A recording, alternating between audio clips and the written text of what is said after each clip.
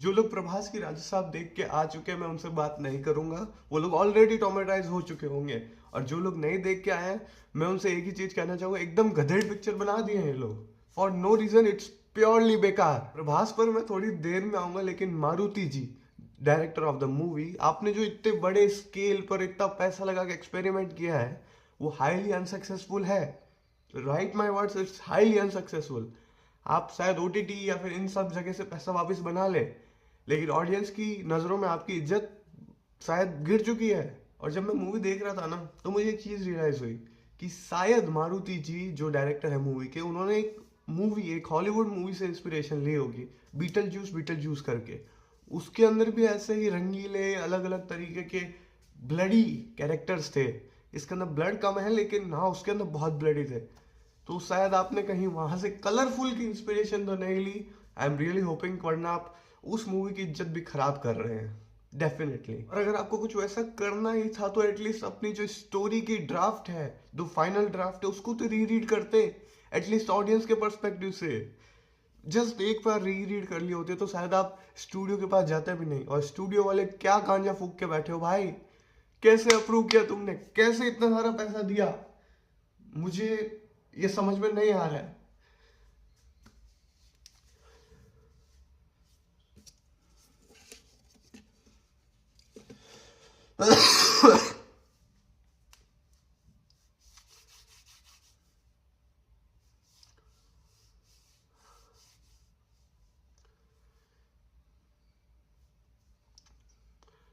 और coming to Prabhas, Prabhas sir पे comedy shoot नहीं करती। अल्लू अर्जुन शायद पुष्पा के बाद भी कॉमेडी कर ले, क्योंकि उनका वो जॉनर रहा है, वो कर चुके हैं। लेकिन आपने अपने हिस्ट्री में कभी सक्सेसफुल कॉमेडी नहीं की है। रेबल लीजिए, सलार लीजिए, बाहुबली लीजिए, there is no comedy in there. It's serious role जो आप पे शूट करता है। Money is a different constant, लेकिन आपको थोड़ा ऑडियंस के जो इमोशंस है ना, इमोशंस, उनका ख्याल भी रखना पड़ेगा स्क्रिप्ट चूज करते हुए। प्लीज ऐसी गलती दोबारा मत कीजिएगा, क्योंकि मुझे इससे राधे श्याम की याद आ रही है। वो एटलीस्ट बेटर थी, लेकिन इसी लेवल की थी कॉमेडी वाइज। कॉमेडी वाइज, हाँ, I am not talking about story wise. And definitely it has created a great benchmark against आदि पुरुष। जो लोग आदि पुरुष देखने गए होंगे ना, उनको नॉस्टैल्जिया आ गया होगा ये देखने के बाद, at least VFX and story wise. जब आप मूवी शूट कर रहे होते हो ना, तो आपको पता चल जाता है मूवी किस डायरेक्शन में जा रही है। इसके बाद भी आपने पोस्ट क्रेडिट में वो जोकर वाला सीन जो फाइनल ट्रेलर में दिखाया गया था, वो यूज किया है। आई डोंट नो आप पार्ट 2 में क्या करने वाले हो, मुझे नहीं समझ में आएगा, क्योंकि ये खुद ही इतनी वर्ष है, इससे वर्ष क्या हो सकता है।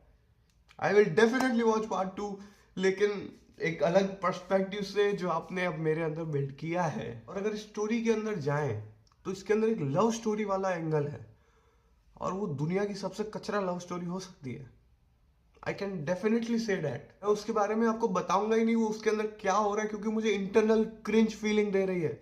मुझे खुद पे, जैसे आप क्रिंज धीरे देखते हो ना, तो वो जो फीलिंग आती है ना, वो मुझे अपने ऊपर आ रही है वो स्टोरी आपको बताते हुए।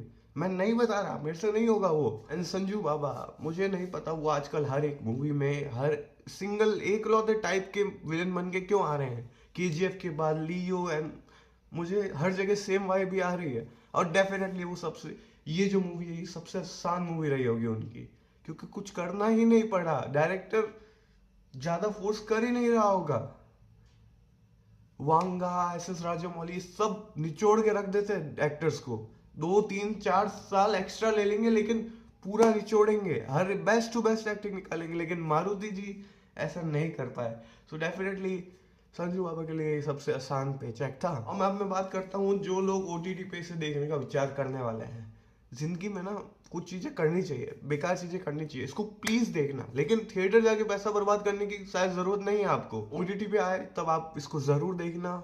आपको एक ऐसा बेंचमार्क पता चलेगा, आपको अपनी फिल्म की चॉइसेस का शायद अंदाजा हो जाएगा मुझे कैसी फिल्म पसंद है, कौन सा वीएफएक्स लेवल, कौन सा स्टोरी लाइन। और रेटिंग्स की बात अब छोड़ ही देते हैं।